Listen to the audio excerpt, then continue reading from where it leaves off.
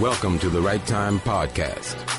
The Right Time with Bomani Bad Jones. guys back, kiddos. Welcome to the Right Time with Bomani Jones on ESPN Radio, the ESPN app, and Sirius XM Channel 80.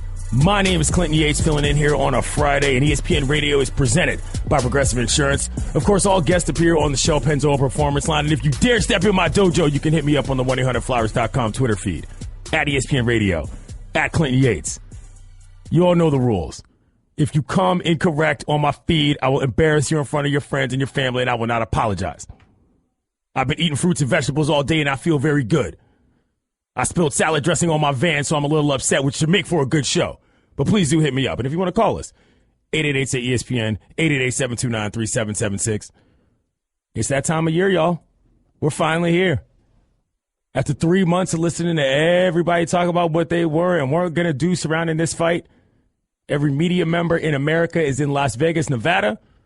People are wearing sunglasses on TV shows while they're sitting outside. But your boy's back at home. I ain't there. I can't decide what I'm going to do, y'all.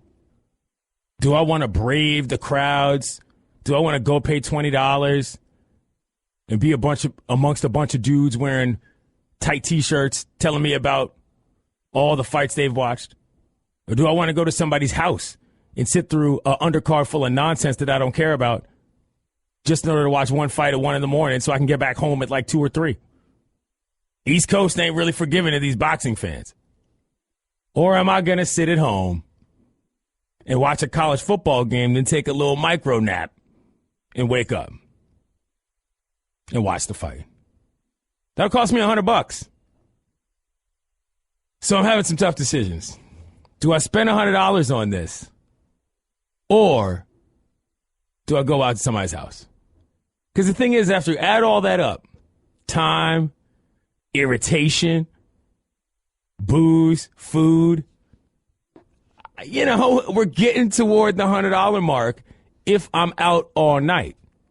And I'm not just going to pop out for the last bout. That doesn't make any sense, and you can't even calculate that if you tried. It's a serious trade-off, but I also realize that there's no way I'm not going to be able to watch the fight. Because I also happen to host another show. It's called The Morning Roast. It's on Sunday mornings, 9 a.m. to noon. Myself, Dominic Foxworth, and Mina Kimes, who you'll hear on this program later. Let's quickly run over the guest list. Myron Metcalf of ESPN is going to join us to talk about Mayweather-McGregor. Also, don't forget, we got a pretty big-time college football game we got happening Saturday. So we're going to get to that. That's at 4:15. At 4:45, my man Master Tesfacion from the Washington Post is going to join us to talk about the Browns' anthem protest. If you haven't seen his latest story, he had the inside track on how all of that developed. You might remember that Hugh Jackson made some weird comments that got, I don't want to say taken out of context, but misinterpreted, at least from his standpoint. He's the head coach there, and he's a brother, so that matters. We'll get into that. 5 o'clock, Max Kellerman's going to join us. He was one of the individuals wearing sunglasses on TV today. He had a nice little polo going on, short sleeve joint. Max looking kind of diesel as well. Bulked up for the fight. I'm kidding. And Sal Powell's going to join us as well at 5:30. He's obviously in Vegas. We got a heavy Vegas show, so if you're not interested in this fight, you're going to be after today. And, of course, Mina Kimes is going to join us later. Take a look at the Seahawks as well as fight weekend. But, yeah, y'all, I'm torn. I'm genuinely torn about what to do, and I need your help. 1-888-SAY-ESPN, 888-729-3776. And let's put it on the poll at ESPN Radio. Should I, Clinton Yates, stay home and buy this fight, or should I wade out amongst the masses to watch it and enjoy what will be the most boring bout of the year in public? It's a tough question. 888-SAY-ESPN, 888-729-3776. Because here's the other thing. I'm not going to buy the fight and ask other people to come over to my house. I ain't doing that. I love my squad. I love people, but these bad boys are just too late. I don't like kicking people out of my house like that. If you're coming over, you're going to stay, and I ain't got that much room. So I'm going to buy it and sit at home like an idiot and watch this thing.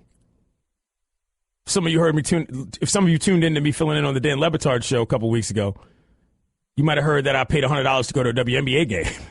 So I'm not averse to dropping an unnecessary amount of money to watch something I don't necessarily care about, but I might like. 888-ESPN, 888-729-3776. Clinton Yates filling in here on the right time for Bomani Jones on a Friday. Brian in Nebraska. How you going to watch this bad boy? I'm not gonna watch it. I'm not gonna pay for it. I'll probably end up watching it on YouTube, honestly, because I mean, as much as I want Conor McGregor to win and win with a landslide, I just there's a part of me that thinks that it's gonna be just the S show. Brian, let me ask you this. Do you have a regular Sunday social function that you have to attend, a la a church, a la a practice, a la some sort of social club, never mind a national radio show, in which if you show up not having informed yourself or not having seen what happened, you are going to be behind the curve as to everybody else's conversation? Well, as a Husker fan, if you don't know Husker football, get out of my house. All right. Thank you, Brian. Appreciate the phone call. 1-888-ESPN, 888-729-3776. I am leaning toward buying the fight. I'm not going to lie. This is the hermit in me that likes this option. I'm also leaning toward, I wish there was some way that you could opt out. Like, you know what I wish was an option? I wish I could buy it and then go out and then say, you know what, tired of this, going home to watch the end. But if I didn't ever actually turn it on, I wouldn't get charged, or I would get charged like $30. I would pay $20 to $30 to just have the option to turn that bad boy on. And if I did, boom, bang me for $100. But if I don't, I don't have to pay the whole thing. This seems like it would be reasonable. And I'll bet you a lot of people would do that. Because you can get out there and you can say, you know what, let me see what these clowns are about. Let's see what people are doing in these streets. I'll go check it out. But then if you get out there, fight pops off. And by fight, I mean some pugilism inside of the place you happen to be. I don't mean the one on TV. Or some otherwise untoward happens, you can bounce. But you're covered. It's like a little insurance policy. I got progressive thinking for you right here tonight. 888-ESPN, 888-729-3776. Stu in Indiana. Yes, I waited this late to make plans. All right, well, you're waiting too long to make your plans, though. The last hour, you got to be ready for this. I mean, look, I'm a game time decisions kind of guy, and I'm waiting for something crazy to break in order to convince me that I should buy this. Have you been locked in the whole time? Yeah, we've been locked in, me and my buddies, for about a month now. What's your setup going to be? Is it going to be your house, his house, you guys all pitched in? Buddy's house, everybody pitches in. We do that for all the UFC fights anyway, so everybody's got their fighter. Me personally, it's Mayweather and 7. Okay, thanks for the phone call. That's a good setup. If you have a regular routine, I understand how this falls into the regular routine. I don't have a regular routine. I don't really watch boxing.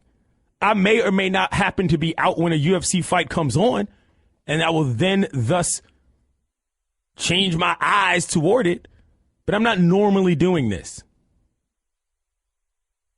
Let's hear what Teddy Atlas had to say about whether or not McGregor could revert to UFC form.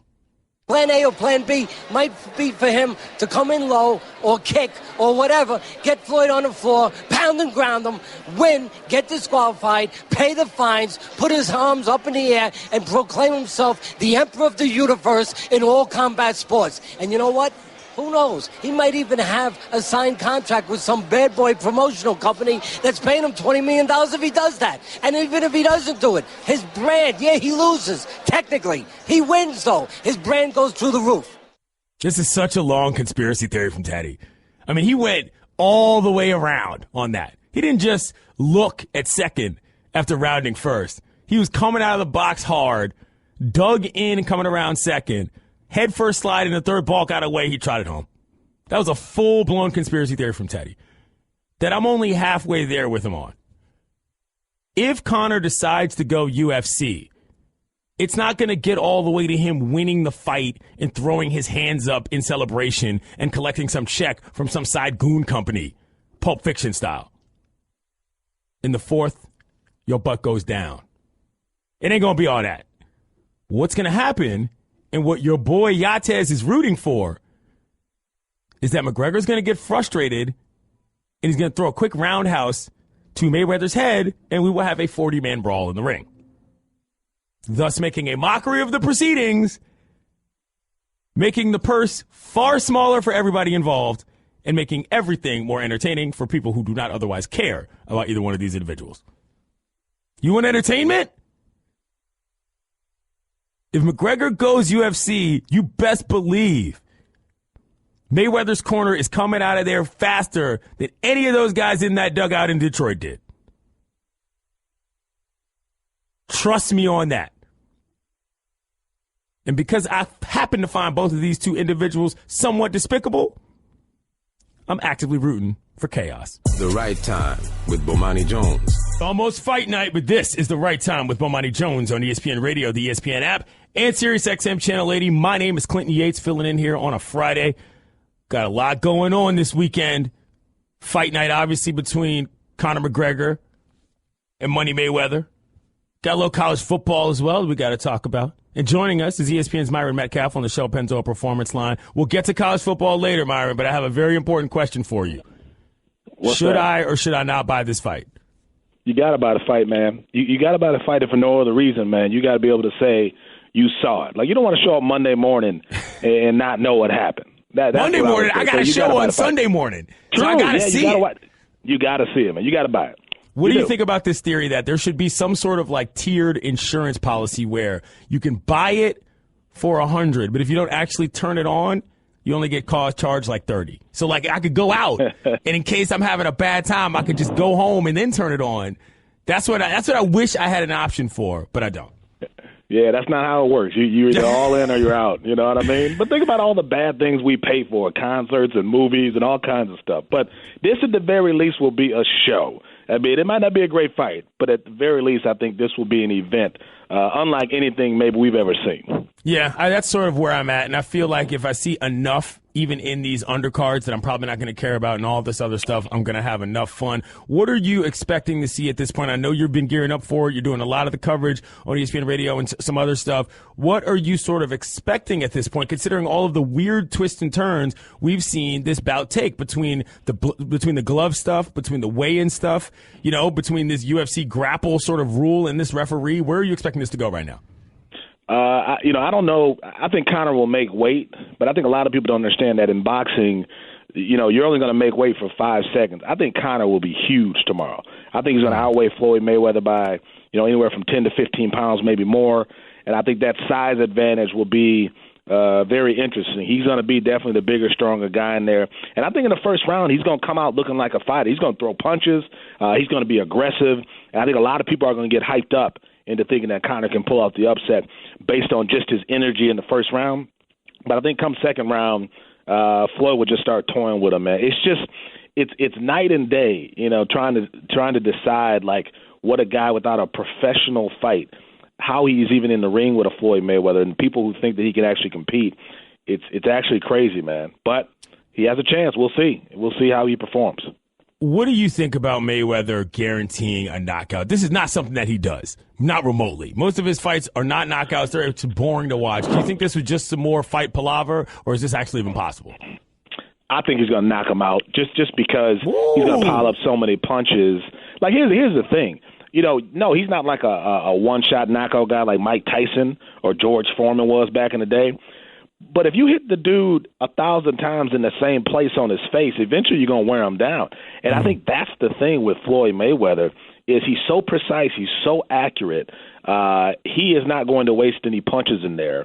And when you have a tired Conor McGregor who by the second or third round realizes that this is not the UFC and he is at a complete disadvantage, it's not just the physical element, it's the mental element in boxing.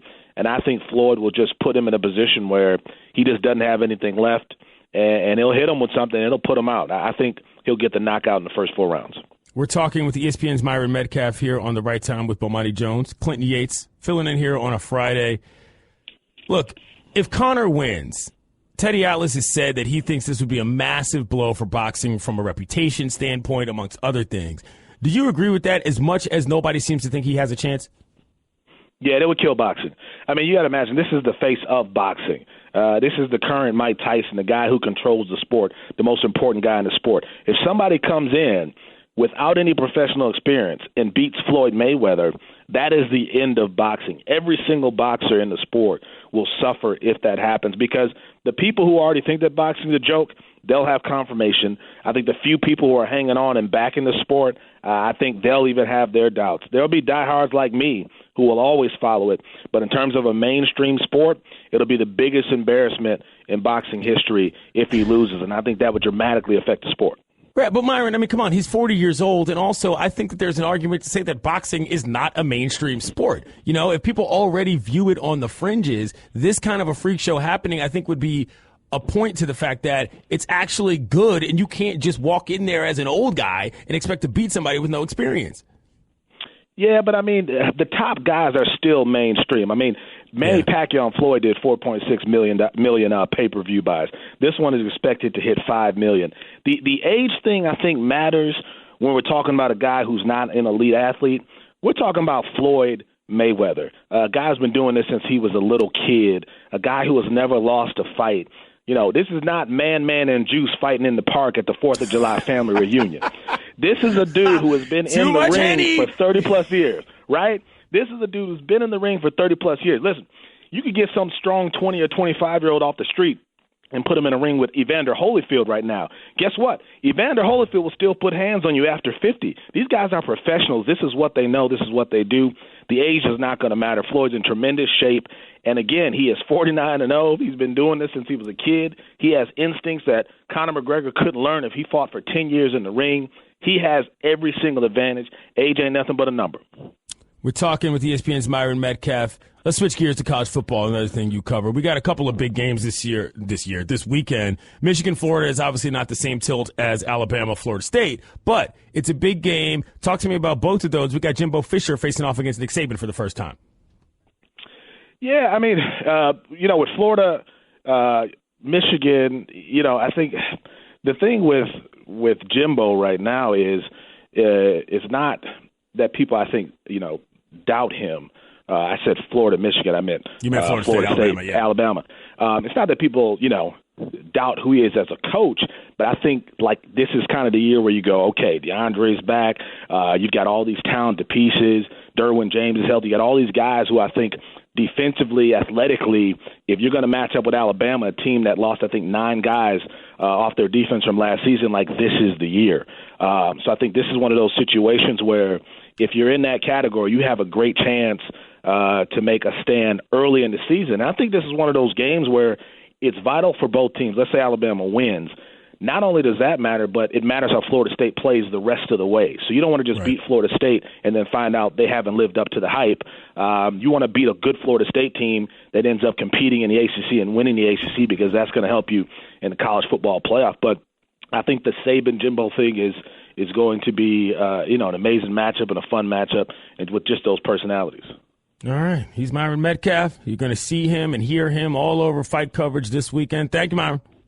Thank you. The Right Time with Bomani Jones. I'm Clinton Yates filling in here on a Friday, and ESPN Radio is presented by Progressive Insurance. On the line right now is Master Tesfasian from the Washington Post on the Shell Pennzoil Performance Line. We got to talk about this story. Headline, how the youngest team in the NFL staged its largest national anthem protest. You guys remember seeing the Cleveland Browns getting together as a group on a sideline, some kneeling, some holding shoulders. It wasn't just an impromptu decision from a couple of those guys before the game started. It was deep-rooted. It went back to the coach. It went all the way up the line, and the homie Master broke it down in this story. Master, tell me from the beginning when you started on this and how it sort of developed and when you knew this was going to be a big deal. I was only down there in Cleveland for only one day. So I worked on it while I was down there on Wednesday. And just, it was basically just based off the reaction of it. We've never seen that many athletes demonstrate during the national anthem since Colin Kaepernick first did it last year during the preseason game. And it was just interesting to try and find out exactly why so many people were interested in doing something, what caused that. And essentially what they were going to do from there, which at that time they were still trying to figure out because they still needed to meet together and that. And so the answer obviously was to try and speak out on the racial injustice or the racial issues that are going on in America right now, and fueled by the situation that happened in Charlottesville. Master, the other thing is that the youth factor here, how much of a role do you think that played into it? These are young guys. They probably feel a little bit more empowered, but they also might be a little closer to this in many ways because of all of the reaction across the country. How much do you think the age of the roster mattered here? Yeah, I think it did play a certain factor, just because, again, like you mentioned as well, just they're more aware, and something that they didn't touch on, but also when you got these rookies or second-year guys, they're locked into their rookie contract as a 4-year deal. So, I mean, if a franchise already invested a second-round pick in you or third-round pick, or you use it as an important piece in their building block, especially in the situation with the Browns where they specifically decided to go extremely young with their roster and just build up on the draft and just stockpile draft picks, it's difficult for a team to quickly move on from them, if that makes any sense. And so whereas like where you see veterans, essentially they have 1 foot in and 1 foot out of the league, and their career could at any moment, and they're basically attempting to try and get as much money as they can while they still can, because there are very few situations that they will be in that will pay as much money as the NFL does. So part of it was interesting, and also just having you understand that obviously young people grew up in a digital age where social media always gave you a platform to speak out and show you that your voice, that someone will listen, whoever your followers are, how many followers you might have, someone will listen. But also the culture there is it's just a very tight knit group, is what I just kept hearing from the players and the people there as well. And just because you've had a young team that's had to rely on each other and go through a lot as they did last year, that that adversity that they face was something that has bonded them in a way that they care about each other enough to know that whether it's a white athlete or a black athlete, that if someone's going through something, that they want to be there to support them. He's Master Sebastian. He joins us on the show, Pennzoil Performance Line. He writes for the Washington Post. I want to ask you about that, though. Seth DeValve, he was the first white guy to basically take a knee. In addition, his wife came out and wrote something that said, don't look at him as a white savior. How did that, from your vantage point, sort of go over with everybody, and just sort of, what do you think the ripple effect is going to be of that across the league? Yeah, his wife wrote a really nice piece on Very Smart Brothers, basically saying, she was happy for him, but don't consider him as the white savior, as I believe the headline read. Right. And honestly, that was Seth's mentality too. He was at the podium on Wednesday speaking to the media, and you can just kind of tell that, as brief and quick as his answers were, that he didn't necessarily want to be the face of this. He specifically said that, like, this is not his fight that he's fighting as a white person. More so, it's just for him that he just wants to be an ally for this. And obviously that the feelings and understanding beyond just his obviously his wife is black, but also those of his teammates that were going through that were also African American within that locker room was the reason why he moved, felt so moved and felt to do that. And so it'll be interesting to see how it happens from here, in terms of obviously with Michael Bennett calling out and saying that more white athletes need to step up and show some support. And obviously we saw in Seattle and in Philadelphia that some people have responded to that, and now in Cleveland. So it'll be interesting to see, not just here with week 3 in preseason, but also week 1 during the regular season, to see how or what these athletes do. Last question, 1-word answer, and you got to play by the rules, Master. What did you think of Dusty Baker's outfit today with that OVO hat on and the shirt? Fired. Thank you. He's Master Tasasi. He writes for the Washington Post. He joined us on the Stale Pennzoil Performance Line. Thank you, Master. No doubt, man. So we're going to talk about that Dusty Baker situation later, but I do want to get back to the Cleveland Browns. First of all, if you haven't read that story, read that story, because it talks about the fact that these guys took this all the way to the top. They started discussing it in the pregame. Coach got word. They said, hey, we probably should take this to the owner just to make sure we don't have a problem. They were like, cool. So at that point, you had a franchise in a locker room that was sort of galvanized, ready to do something, and then it happened. I've said this before, and I'll say it again now. The NFL has created a proverbial monster by trying to ice out Colin Kaepernick. There's too many people who agree with him or at very least, understand what he is doing. And if you empower people who know that they've been wronged, more people will join than not. The NFL might be powerful. The NFL might be strong, and the NFL might be rich. But the NFL is not an all-ruling power. The players are going to do what they are going to do, and you wait until these touchdown celebrations start coming in and teams can do things as a group. Y'all aren't ready for 11 dudes to stand in the end zone with the black power fist in the air. Y'all ain't ready for that. And neither is any NFL owner, and most of the fans aren't either. ESPN Radio is presented by Progressive Insurance, comparing rates to help you save. Now that's Progressive. Call or click today and find out how much Progressive could save you. Straight ahead, First Take's Max Kellerman joins us from Vegas. Why did he join my man Stephen A. Smith dancing with the Jabberwockies today on First Take? Okay, keep your eyes closed. Okay. I want to show you my first ever painting. All right. Okay. Open your eyes. Oh, that's a lot of colors. And shades. So be honest. What do you think? Well, I like how if you switch to Geico, you could save hundreds of dollars on car insurance. Oh, yeah, that's true. Yeah. Here, why don't I hold your paintbrush while you call them? Geico, because saving 15% or more on car insurance is always a great answer. Welcome to the Right Time Podcast. The Right Time with Bomani Jones. Some of you might know that the NBA is still in full swing because the offseason in many minds is better than the regular season.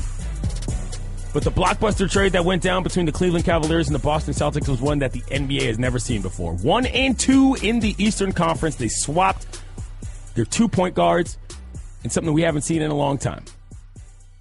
Kyrie Irving goes to the Celtics. Isaiah Thomas, Jay Crowder, some guy whose name I forgot, and the Nets pick goes to the Cavs. Now, there's a couple things about this. Those of you who have listened to me for a while on this network know that for a while I was sort of knocking Danny Ainge. Excuse me. Because I said he's got one too many choices to make with all those assets and a fan favorite on his side, and the big problem of a monster blowout at home in the playoffs in front of America. Now, I caught a lot of heat for saying that. I said, I don't really like the position the Celtics are in. People are like, oh, that's just because you're a Wizards fan. You talking about the Zardos. You mad because they beat them. No, it's not it at all. I just know that sometimes some people, if you've got to make 5 chess moves versus 2 checkers moves, it's pretty difficult to do the former versus the latter. And I said, somebody's got to go when you get banged by 50 points on your home floor in the playoffs to the Boston Celtics. You ain't the Grizzlies. You're not some side squad that's not even used to being there. You get popped by 5-0 or nearly 5-0, something's got to change. But the problem is the only thing that could change was getting rid of either a guy you had locked up for a while or a guy you spent a lot of money on, and Al Horford, or getting rid of your fan favorite player. That's what my position was. Something has to change. You can't just bring in somebody in the offseason. You can't just draft a guy and get a guy with top picks and cap space. Something larger than that has to change, and something did. But what they gave up is confusing to me. You're telling me that package couldn't have gotten Paul George? You're telling me that package couldn't have found its way to a Jimmy Butler? Why does that matter? Because getting Kyrie is one thing. But he plays for the team that just smoked you on the way to the NBA Finals. In a vacuum, it is a great pickup. However, the other people inside that nasty vacuum bag we call the Eastern Conference are LeBron James and the Cleveland Cavaliers. You might have gotten maybe better within yourself, but you didn't get better versus them. And they are the hurdle. So while this doesn't make this entirely stupid, in my opinion, it is a bit quizzical from a long-term strategy standpoint. You can't tell me that Ainge can go out and then sell, hey, we can win now, to Celtics fans. Let's hear what he had to say about what it's like getting a player like Kyrie. I think it's extremely rare to be able to trade for a 25-year-old player that's done what he's done in his career and the offensive weapon that he is. And, we know we're paying a heavy price, and we love the guys that were here, and we didn't really want to give up any of those pieces to make this deal work, but we're excited to have Kyrie. Why, yes, it is extremely rare. You know what else is extremely rare? LeBron James. And as long as that guy's hanging around, making trades with his team that send your best overall player, your best defensive player, and a pick to that team, it means that you have basically admitted there's no way you're getting past them until he decides to leave. Which may be next year. And if that's the case, then Danny Ainge, well played. I don't think this is a horrible move. But I do think it states very plainly, y'all know y'all can't beat LeBron. So y'all are going to help him get better in the short term? I just don't get it. I just don't get it unless he's going to come out and say that. And he sort of did as much. Let's hear what Danny Ainge, Celtics GM, had to say about how non-easy it was to pull the trigger on this deal. It presented itself. It wasn't available earlier in the summer, this same opportunity. And these are very difficult decisions, as you can imagine.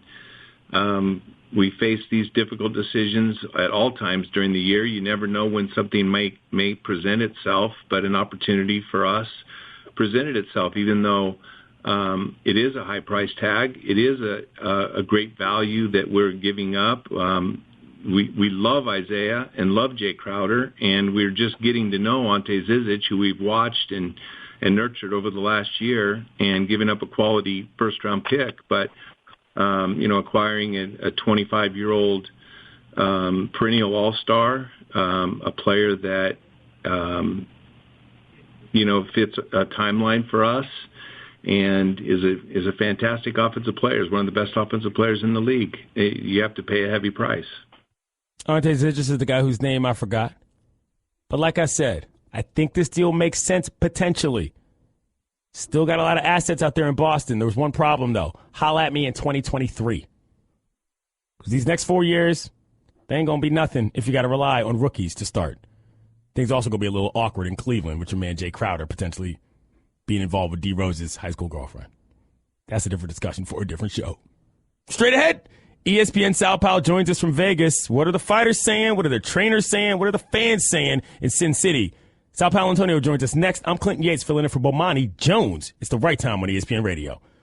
First, a word from Tostitos. NFL fans will do anything to help their team win. Tostitos, the official chip and dip of the NFL, created lucky bags for select NFL teams this season. They participated in team traditions with the hope that doing so would bring luck to each team. They raised the 12th man flag for the Seahawks. They waved the terrible towel for the Steelers bags, and they gave Broncos bags a mile-high salute. Current NFL players Dak Prescott, Jadeveon Clowney, Joe Flacco, and Aaron Donald all participated to make their team's bags lucky. Visit Tostitos.com to see how the Tostitos made your team's lucky bags and pick one up at a store near you. The Right Time with Bomani Jones. Time with Bomani Jones on ESPN Radio, the ESPN app, and SiriusXM Channel 80. I'm Clinton Yates filling in here on a Friday, and ESPN Radio is brought to you by Pennzoil Synthetics, taking synthetic motor oil performance to a whole new level. Make the switch to Pennzoil Synthetics today. On the Shell Pennzoil Performance line right now is ESPN reporter Sal Paolantonio live from Vegas. Sal, let me ask you quickly, on an electricity scale from 1 to 10, where is today versus all the other days of the week that you've been there? About a 25. Wow. You weren't expecting that answer, were you? No, I was not, Sal Pal. I did not impress easily. I've covered all the biggest sporting events in the world, 2 presidential campaigns, the mayoral campaign in Philadelphia, gubernatorial campaigns all over the country.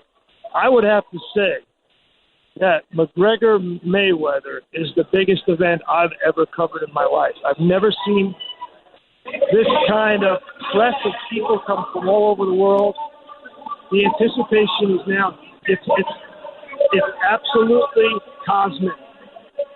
Wow. All right, well, it sounds like you're at the weigh-in. Do you think this guy's going to make weight, and what's going on around you? Sounds pretty loud. I'm at the weigh-in at T-Mobile, and they're weighing in the undercard guys. We're just waiting for Mayweather and McGregor to arrive shortly. That part of it is going to be about 3 p.m. Apologize if you can't hear me, but there's several factors that lead me to be a little hyperbolic here. One is the amount of money being bet is off the charts. It's now the largest gross gambling amount on any boxing event in the United States history. So there's that one, maybe worldwide. Two, the number of pay-per-views is off the charts. It's going to set a record. Three, you have an international influx of people all over the world. England and Ireland have made a little colonial enclaves here in Las Vegas. Everywhere you go, you just see large numbers of people coming in from all across England and Ireland, and now Mexico, and all over Central and South America. And I was told that I-15 from L.A. is almost a parking lot. Wow. They're expecting 300,000 extra people. We talked to Sergeant Tom Jenkins, who's the head of the Homeland Security Operations for the Nevada PD. Yesterday he came in and gave us a briefing, and he said that they're expecting 300,000 people. They've already got evidence of gangbangers from L.A., Chicago, New York, Miami, across the border from Mexico, who have come in and are ready to make all kinds of crazy trouble because they know the amount of people and money that is going to be on the street in Las Vegas. We're talking with the ESPN reporter Sal Paolantonio, who's live from Vegas. I mean, I wasn't expecting you to take that left turn, but I'll ask you to follow up on that. Do you think it's possible that this event is marred by some situation that resorts to violence? Yeah, no, I don't know. But when you have that many people here, I think it's critical to know that the Las Vegas Police Department is aware, and they have mobilized to make sure that is not the case. All right, well, Teddy Atlas said an interesting thing. He said that he thinks that if McGregor finds a way to win this fight, it is absolutely devastating to the sport of boxing because people just won't be able to take it seriously. Do you agree with that? Yeah, it's hard for me to know. I mean, Teddy Atlas is more of an expert on that situation than me. Right now, I'm just embedded with Mayweather, and I'm trying to report on what I see. I'm a reporter, covers the NFL, has covered all kinds of things, and to me, this is a feast of journalism, right? There's so much going on here on so many cultural and sporting layers that I'm trying to be aware of exactly what's going on at all times. And I think I'm going to let the post-fight analysis after speculation to be left for others. I'm going to go back to covering the NFL next week. Right now, I'm interested in how this thing is going to go down in the next 48 hours. And right now, I'm fascinated by two things: the amount of money being gambled, how it's being gambled, and the number of people from all over the world who are descending on this city to be part of a unique cultural event. And then, just in the microcosm of things, what is McGregor's weight going to be today? And then move on from there. And then tomorrow we'll get into the nitty-gritty of the fight. So I'm trying to take it one play at a time. I hear you. All right. Well, last thing I'll ask you then, Sal, is what has been the craziest thing you've seen individually to this point in the Mayweather camp? Well, I haven't seen crazy. What I have seen is an intensity like I've never seen before. Wednesday night was really one of the biggest nights of my career in terms of what I saw. I was invited by Mayweather to be the only reporter, bring my camera into his last gym workout prior to the fight. And if it's his last fight, his last gym workout in his gym. So the word went out to all of his friends and supporters and family, and the friends and supporters of family of all of his proteges. Come to the gym Wednesday night, 7 p.m. So I got a call from one of his friends and said, "You're invited." So I went, and I was the only reporter there. And I was 5 feet from Mayweather in that gym while he worked out at a ferocious and violent pace for 3 hours on the bag. We shot it. Duncan Morgan, my cameraman, did a great job of shooting it. We put it on SportsCenter that night. And for 3 hours, we watched him work out. And it was really intense. And there were children there from ages 3 to 18 watching it up close and personal. And they saw something that was historic and special to watch this man who's been so successful in his boxing career work out. His last workout in his own gym. And then he blew me away. I'll tell you, he blew me away. About 11 o'clock, he says, "We're going running." And all of his proteges go out on the street on the asphalt, 90 degrees, and they run for 40 minutes after a 3-hour workout. I mean, I was blown away by that. Wow. All right. Well, he's ESPN reporter Sal Paolantonio. He's live in Las Vegas, and he is witnessing what he says is the biggest event of his life. Thank you, Sal. All right. Well, that was interesting. The weigh-in is obviously noisy. Talk about Mayweather blew him away. To hear Sal Paolantonio say this is the most intense thing he's been to covered in his life. What? Might have to buy this fight. I mean, what are we talking about? That sounded crazy. Mayweather's doing 3-hour workouts and then running with his boys on the asphalt in Vegas, then showing up to gentlemen's clubs at 5 a.m. I mean, apparently this is real. Everybody's all bought in. I knew this was going to happen. They were going to ramp it up early, tone it down, and then once it hit Vegas, everybody was like, I got to be there. I got to stunt. I want everybody to know I got cash. And that's exactly what happened. I'm going to have to buy this fight. Not sure enough, though. You know what I'm going to do? My final vote, I'm going to pull on my parents. Welcome to the Right Time Podcast. The Right Time with Bomani Jones. I'm Clinton Yates filling in here on a Friday, and if you want to give me a phone call, 888-ESPN, 888-729-3776. Of course, ESPN Radio is presented by Progressive Insurance. Trying to decide if I'm going to buy this fight, y'all. Sal Paolantonio joined us last segment live from Vegas. Sounded like a madhouse. Apparently, gangbangers from all over the globe are coming to descend upon Vegas to enjoy the festivities in one way or another. I'm leaning towards buying this fight.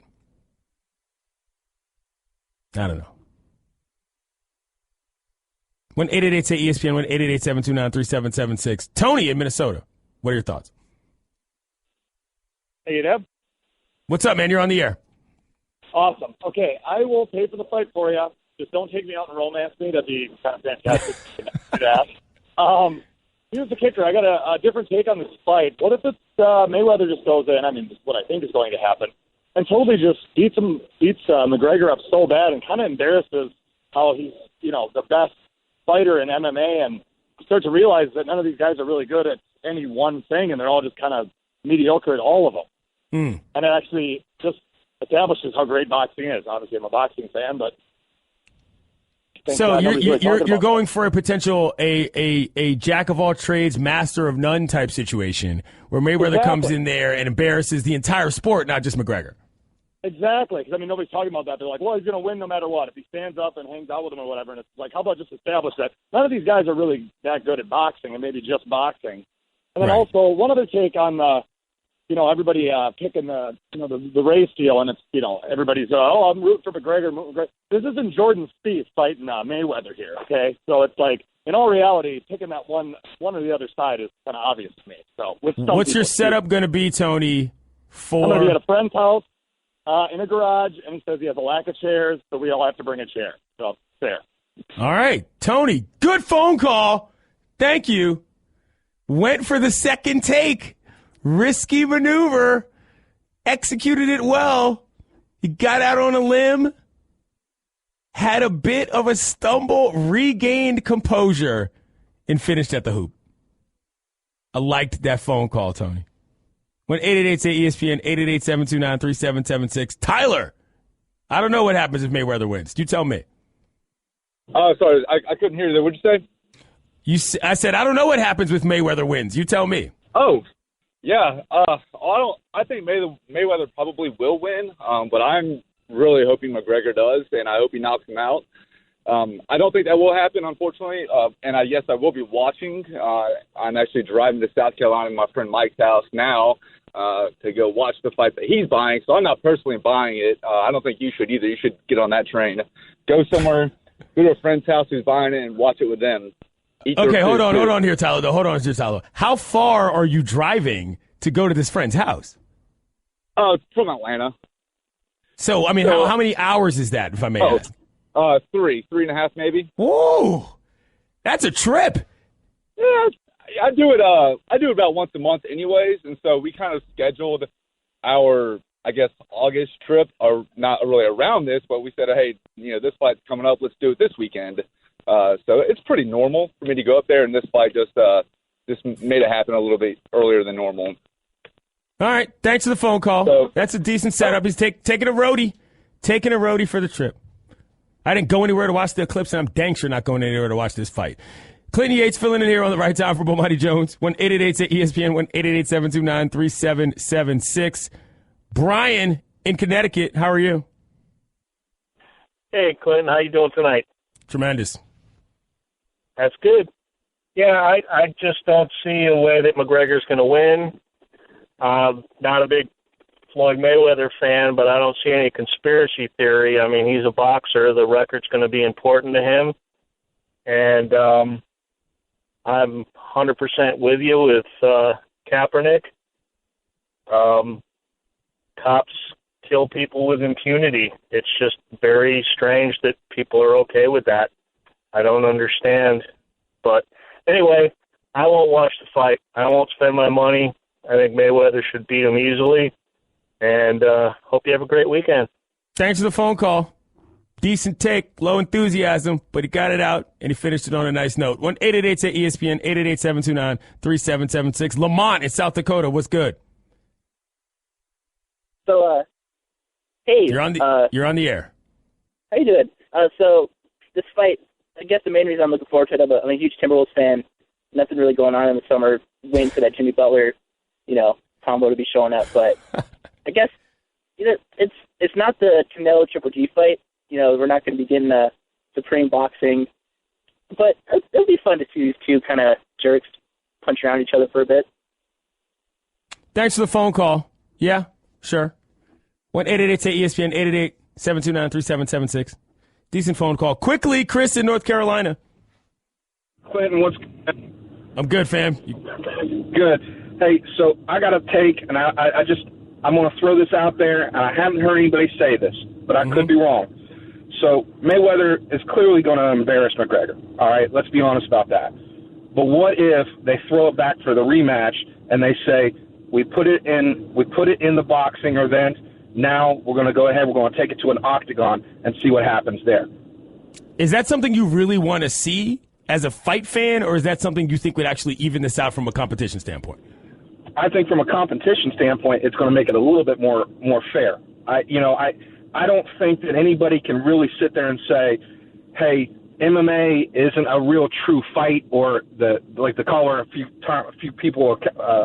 couple calls a second ago said the master of none, the jack of all trades, master of none. I mean, these guys that are MMA fighters, these guys are tremendous athletes, and they are extremely talented fighters, and they can take you out in 100 different ways, And so it would be really interesting to me, I think, if you had the opportunity to see it go the other direction as well. Thanks for the phone call, Chris. Good idea. Fred in Maryland, quickly, tell me your setup and how long you think it's going to go. I'm going to be at the Green Turtle in Ocean City, Maryland. I think it's going to go 2 rounds. I don't think you should spend the money on it. Thanks for the phone call, Fred. That's how you do it. Get in, get out. That was a great phone call. I thoroughly enjoyed that. Shout out to the Green Turtle, which if you listen locally in D.C., that is hilarious on so many different levels. The Right Time with Bomani Jones. I'm Clinton Yates filling in here on The Right Time with Bomani Jones on ESPN Radio, the ESPN app, and SiriusXM Channel 80. And joining us right now on the Shell Pennzoil Performance Line after spending the week in Vegas is First Takes Max Kellerman. Max, I got to ask you off top, need the letter grade on Stephen A's Jabberwocky's performance? And B, why you weren't involved with said intro? I don't do that kind of stuff. I mean, I can pop. Listen, I used to pop and break back in the day, but I'm not doing that on national TV 30 years later. And I would give Stephen A. B+. I give him a B+ for that. Maybe even an A-. I was going to say, because, look, it's one thing to be able to have enough rhythm to get by in a crowded room. It's another thing to be able to have enough moves to get by with a dance partner and a squad. It's a whole other thing to go solo, as you said, on national TV and add a little extra to it. I was impressed with the gumption as much as I was with the actual ability to dance. Well, he started slow because when he tried to wiggle, like his electric boogie to start was you could see how rusty he was. So then he gave that up and went into more of the Jabberwockies thing, and he did better than the old popping stuff. Yeah, it's pretty good. We're talking with First Takes Max Kellerman. He was obviously in Vegas all week. Right now, just what is your biggest takeaway from all of the things you saw before we get into the specificities of the storylines of the fight? The biggest takeaway is, it's the reason this is a big event, other than the fact that, we still sell sports through storytelling. And these are two characters that everyone knows. They're around the same size, so they're crossing over disciplines because these are just the two characters that people are most invested in combat sports. So that's the reason it's a big event. But more than that, what Floyd and I think also Conor realized going into this, maybe just intuitively, is that the nature of the media, it's a structural issue more than anything. It's not like anyone's, in back rooms going, hey, media guys, can you pretend that this is going to be a competitive event?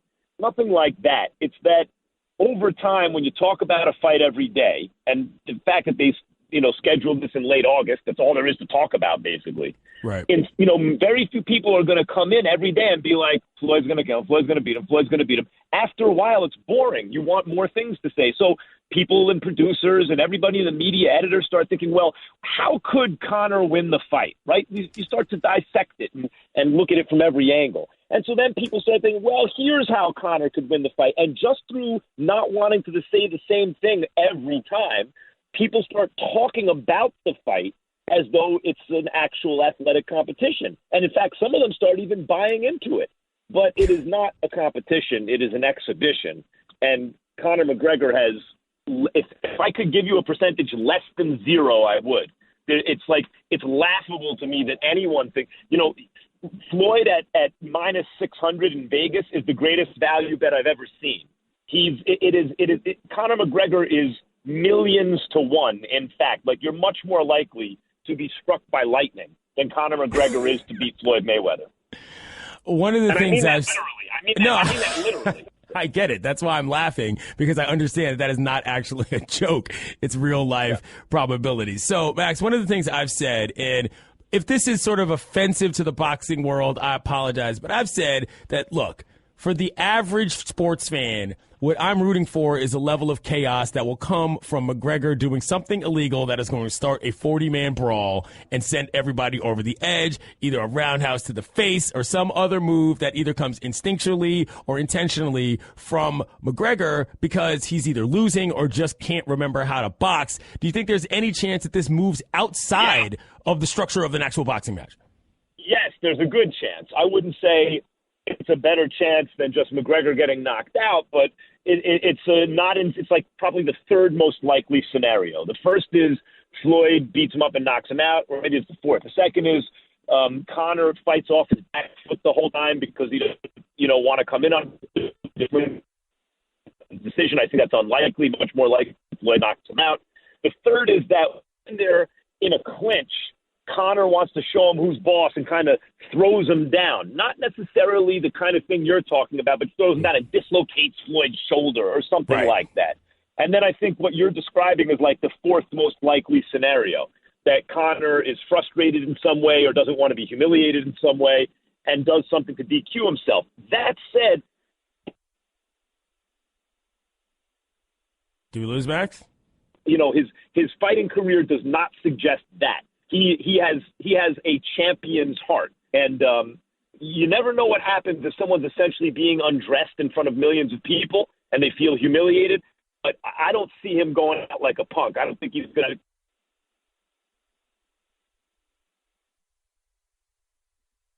That's First Takes. Max Kellerman joining us on the Shell Penzo Performance Line after spending the week in Vegas. Having some trouble with his phone line here. But I'm kind of happy about the fact that he didn't think that my theory is ridiculous.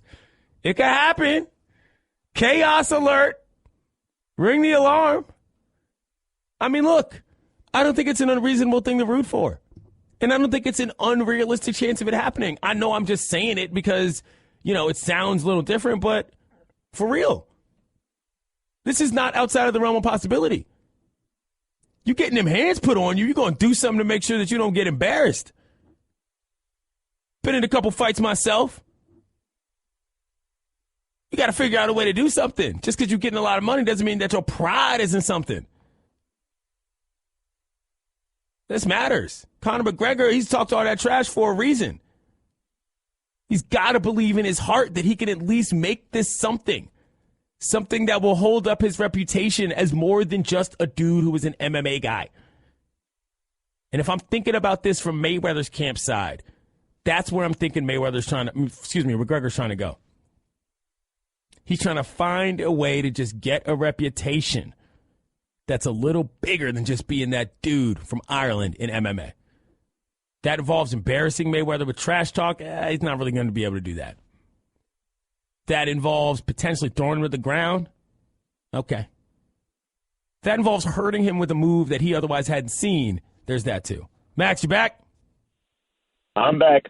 All right, well, let me say this. Teddy Atlas said that he worries that if Conor manages to pull this off, it'll be the biggest embarrassment for boxing and it'll basically kill the sport. I don't believe that. What do you think about that opinion?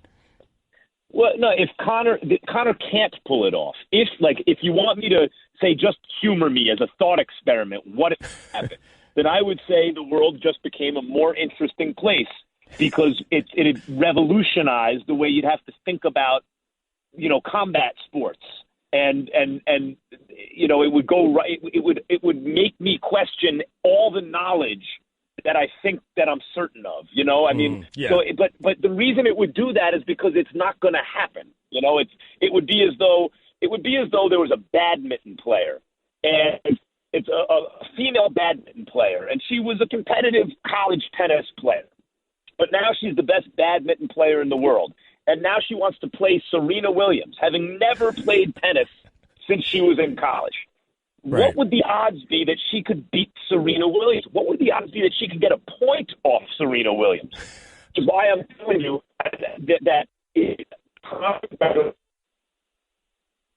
well, it's a tremendous analogy. And with Serena Williams being my favorite athlete of all time, I understand it. I didn't get to ask him if he thinks I should buy the fight, though. I'm bummed. You have to ask him off the air, guys, because I really want to know his opinion. Alas. Give me a phone call. Going to stick with this. 888-ESPN, 888-729-3776. Paul in Pennsylvania, what's up? How you doing, buddy? Tremendous. I like listening to your show. I love your views. You brought up a little bit ago, I was listening, you brought up Pulp Fiction, man. That's why I like listening to you when you talk. You bring up old school stuff. Thank you. I dig it. But here, to answer your question, number one, you got to watch the show. You got your show on Sunday mornings. You got to know what's going on.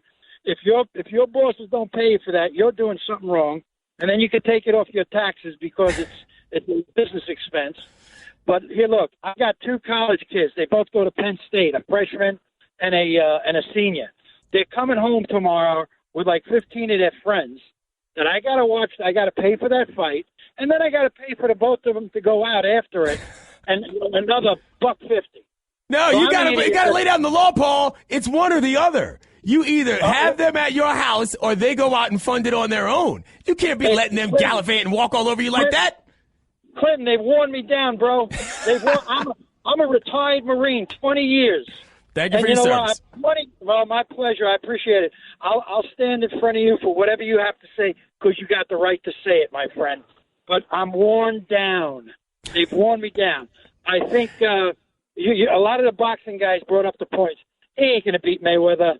The guy's the best defensive fighter of all time, and he's not going to get into trouble. He's going to make this guy into a punching bag. Right. That's how it's going to go. I love Mayweather for it. I'm a boxing freak, and he's the best. Enjoy, buddy. Thanks. Thanks for the phone call, Paul. A-plus phone call right there, y'all. Weaves in family experience. Gets a little back and forth in. When I start screaming, it doesn't get angry. Take notes from Paul in Pennsylvania. Max, by the way, says, just know what you're buying. Buyer beware, but go ahead and buy it. That's where I'm leaning. God, I wish I could get that little 20% insurance plan. Why haven't they invented this yet? I would almost be willing to pay a larger total for the option to have that option. There's a part of me that would pay $125 if I knew that if I didn't turn it on, I wouldn't have to pay it. But I could if I chose. ESPN Radio is presented by Progressive Insurance, comparing rates to help you save. Now that's Progressive. Call or click today to find out how much Progressive could save you. The Right Time with Bomani Jones. I know this song.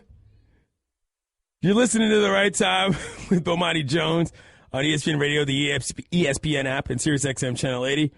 My name's Clinton Yates, filling in here on a Friday. ESPN Radio is presented by Progressive Insurance, and all guests join us on the Shell Pennzoil Performance Line. On said line right now, ESPN The Mag, Around the Horn, otherwise awesome person, and co-host of mine on The Morning Roast on ESPN Radio with Dominic Foxworth. Tug emoji. Mina Kimes. Hey, Mina. Hey, happy Friday. Thank you. How are you? I'm good. What do you think I'm doing right now? What do you think I'm preparing for? Probably The Morning Roast, but I guarantee you that Lenny is involved.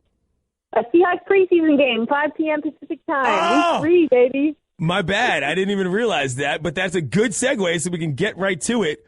Somebody whose name I should know did this whole thing where they ranked all the quarterbacks into 5 different tiers, and your boy, Russell Wilson, was a little low. What's going on with that? Yes, so that is QB tiers, and it's fascinating. Every season, Mike Sando talks to executives, scouts, whatever, people around, I think actually executives, GMs, it's all anonymous around the league, and then he uses a system to come up with rankings based on that. So it's kind of a informal consensus, if you will. It's not what Sando thinks, but it's what they think, and It is a little crazy. I mean, Wilson, they're taking into account the fact that he was hurt last season and played behind a trash offensive line, but they know how good he is. So it's a little preposterous to me, to be honest. So what is your routine for this game? I'm sure you've got Lenny the dog, and you're going to have another setup. What's your situation tonight for week 3? I got a new hat. I get a new hat every year, so I will be sharing some images of that hat probably. I went old school this year. It's the royal blue. But, week 3 is for the heads, the preseason heads. It's always the best one because, you technically usually get to see the most of the starters. But, the people are not playing as much. I think yesterday there was some disappointment. Cam Newton only played like a single series. He threw 2 passes. Coaches are really worried about their guys getting hurt. I mean, after what happened with, Odell, who can blame them? Mina Kimes of ESPN The Magazine and Around the Horn and The Morning Roast and every other outlet you find her on. She joins us here on The Right Time with Bomani Jones. My name's Clinton Yates, filling in here. All right, forget about all the Seahawks nonsense. I know you've been watching the Mayweather lead-up. Did you see Stephen A. Smith dancing on First Take this morning? Clinton, I did. And I know you did. What are your thoughts? I loved it, obviously. First of all, so I'm a Jabberwocky fan. I think I find that stuff very entertaining. I'm a Korean woman. And what I liked about it was how much work he had obviously put into it. Like, you could tell, there'd definitely be some hotel room work in front of the mirror, some crack. Like, none of that was spontaneous, and that is why I respected it so much. I feel like there are 3 levels of dancing. There is the I have rhythm I can keep up in a room. There is the I have enough moves to dance with a partner and potentially not embarrass myself. And the third is I can survive an isolationist situation in a group. And the third is the hardest of all of those to level up to. Do you think you could do this on national TV? Heck no. I'm the 3 levels you described. Maybe that's why I respected it so much. Like, I'm fully in the second tier, Like, that's what we saw out of Stephen A. That was like singing a cappella. Like, that was, 100% putting himself out there. Do you think you could have done it? I do, but I don't know that I would have taken it as seriously. I would have done something that was ostensibly silly just to sort of throw off the bit and be like, hey, I know that I'm really not that good, so I'm going to do something idiotic to make you realize that the joke's on me and then sort of move from there. But he stuck with it and nailed it. I've got to say, I didn't know that Stephen A. had that in him myself, so I was a little bit surprised. I wonder if the mask helps because you're like not seeing how other people perceive you, so you feel freer in a way. Maybe that plays a role in it too. I don't know, but yeah, he committed with every ounce of his body. He committed. It was very, very good. Mina Kimes, co-host of mine on the Morning Roast with Dominic Foxworth, joins us here on the right time. So, about this fight, I'm trying to decide this, Mina. I've been asking people all day. We put it on the poll on ESPN Radio. Should I buy this bad boy or not?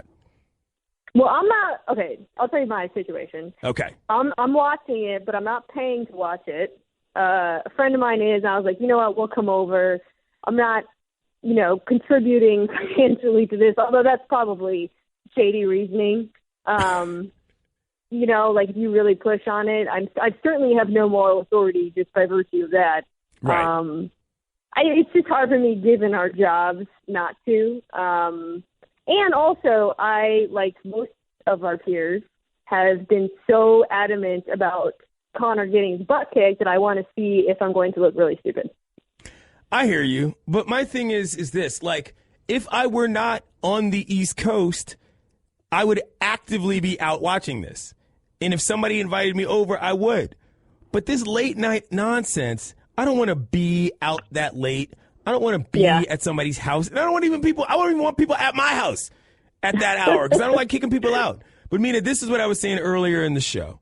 I want a system where you can sort of pre-buy and say, hey, if I pay a premium up front and I don't actually turn it on, I don't have to pay all of the money on the back end. But if I do, you have to pay for it. So let's just say I could have it and then I could go out and I say, you know what, I paid $125 for this thing. You pay a premium. In order for me to be able to say, you know what, if I get bored of who I'm out with, or if it just isn't working for me, or if it just gets too late, I can just go home and flick it on, and then I know I'll still have it. But if I don't actually do that, I don't get paid the full price. Do you think this is a good idea? Interesting. So it's like the old man contingency plan. It is the My old parents man could contingency really benefit from this. Because they'll go to movies and they fall asleep, and I'm like, it's a shame you can't get your money back for being old. Sounds like you want something like that. Yeah, I'm not hating it. I think it's a good idea. Well, not all of us are willing to just act like we've read, seen movies and then read the Wikipedia pages. So I don't know what you're talking about. I see tons of movies. So, what are your thoughts about the Seahawks overall, getting back to that this preseason? Have they shown you what you wanted? Do you like what they've done? Where are we at? Well, going back to an injury thing, last week, the left tackle, who was not good by any means, but he was the starting left tackle, went down, out for the season. So today I'm going to be looking to see how the fill-in left tackle does. They're giving a couple guys a shot at it. They traded for a guy from Philadelphia. That's pretty much the main question mark right now with the Seahawks. Russell Wilson will probably play. I would say Russell Wilson. Russell Wilson will probably play most of the first half. So it should be good. I watched your boy, Miami J. I watched the full half of him yesterday. He looked pretty good. I saw a sack fumble, though. He did fumble. He did come on shit color. Like, he did a little bit of fumble, a little bit of deep ball, a little bit of interception, a little bit of touchdown. It's like the spice of life. He did look crazy in that Miami jersey, though. It was, like, very surreal to see him in turquoise. Miami J. I'm pretty excited about it. She's Mina Kimes. You can catch her on the Morning Roast with me and Dominic Foxworth, or on Around the Horn with other people. Kate Fagan's filling in, by the way, this week. I saw her earlier this week. And, of course, in ESPN the Magazine. Thank you, Mina. Thank you. Talk to you soon. Say hi to Lenny for me. Lenny's her dog, for those of you who don't listen to the Morning Roast. What's wrong with you? You obviously should be doing that. It's clearly the great show. Thanks for listening to the Right Time Podcast. Please come back tomorrow for more. And don't forget to listen to The Right Time with Bomani Jones from 4 p.m. to 7 Eastern on ESPN Radio and the ESPN app.